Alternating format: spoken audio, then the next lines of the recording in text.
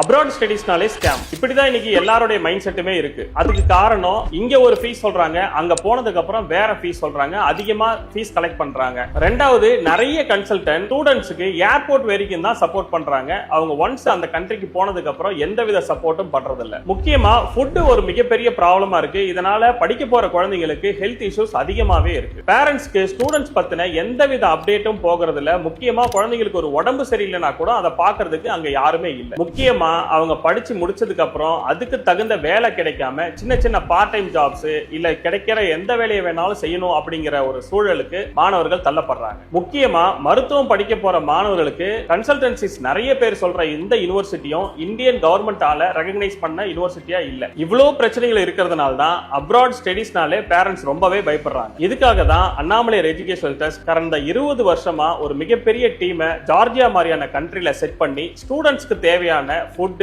Accommodation, பாதுகாப்பு இதெல்லாம் உறுதி பண்றதுக்கு நம்ம டீமே அங்க இருந்து மாணவர்கள் படிச்சு முடிச்சு இந்தியா வந்து அவங்க என்ன ப்ரொஃபஷன் எடுக்கிறாங்களோ அதுல ஷைன் பண்ற வரைக்கும் தேவையான எல்லா சப்போர்ட்ஸுமே நாங்க பண்றோம். இது இல்லாம உங்களுக்கு பல சந்தேகங்களும் கேள்விகளும் இருக்கும். இதுக்காக தான் இந்த வாரம் சண்டே நான் லைவ் வெபினார்ல உங்க கூட பேச போறேன். சோ வர சண்டே 10:30 மணிக்கு நீங்க வெபினார்ல கலந்துக்கிட்டு உங்களுடைய சந்தேகங்களை தீர்த்துக்கலாம். இந்த வெபினாரை கலந்துக்கிறதுக்கு கீழே இருக்கிற பட்டனை கிளிக் பண்ணுங்க.